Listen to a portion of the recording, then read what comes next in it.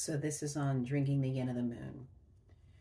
Within a 3-day window surrounding a full moon, meaning an entirety of 3 days, the day before, the day of, and the day after, there's a Daoist practice of drinking in the yin of the moon.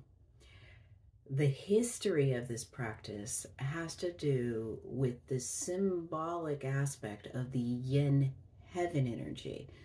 So the moon itself is considered the perfect reflection of the solar consciousness, the sun. She is like the devotee to the solar consciousness, like the feminine is to the masculine on the yin and yang.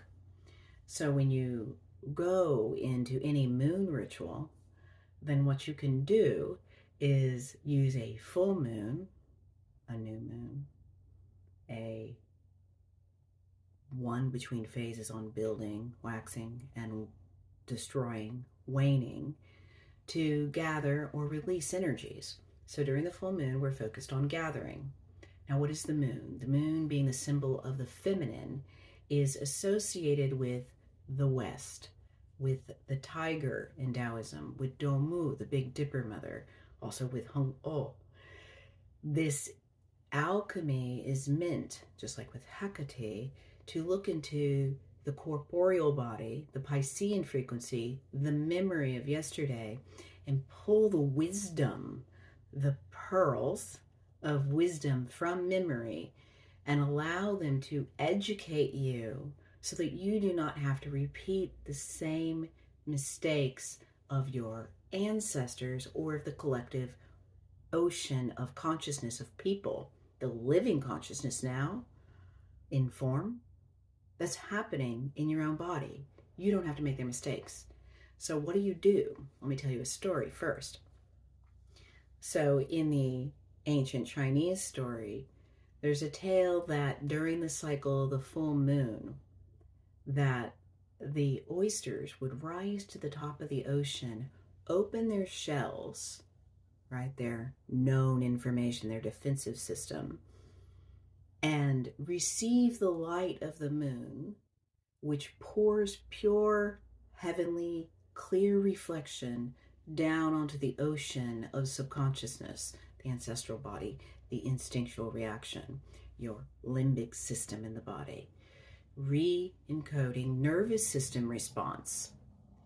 They would open to receive the light of the moon, and in receiving it, they would drink in the yin of the moon, the heavenly dew, which also comprised of not just perfect reflection, but clear understanding, Bina on the Kabbalistic tree of life, which allowed them to take in lost hopes and dreams with complete clarity and understanding of how to manifest them, how to grow them in the body of form, because wisdom had been passed to understanding.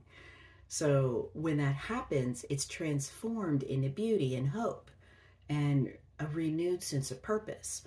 So a full moon helps you fruit your hopes, dreams, and desires. And if you don't know what your hopes, dreams, and desires are, then you can receive from collective wisdom during that cycle. What do? Well, what you do is very simple.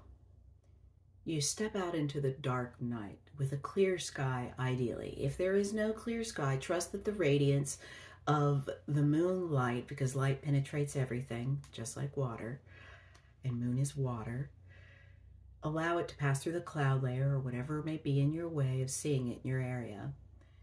But receive openly. Open your crown, open your eyes, open your heart and your body to be like a cup, a receiving vessel, the pure feminine.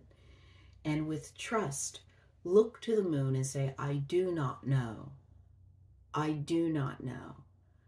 I receive from you the celestial wisdom of pure understanding. I receive from you the celestial wisdom of pure understanding. And you can simply allow that lunar light to flow into you.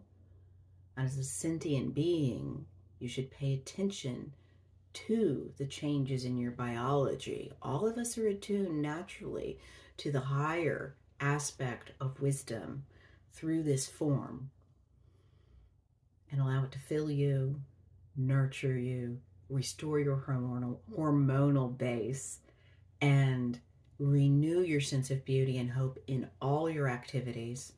Forgive the past and accept the present. Release all your perception of bias and move on to the new path, the new day. For as the moon reaches its peak in waxing, it will then start to empty and disperse. So, on any feast cycle, which is a full moon, gather and feed yourself and renew all of us with your understanding. Renew all of us and be a better builder of a greater kingdom of earth.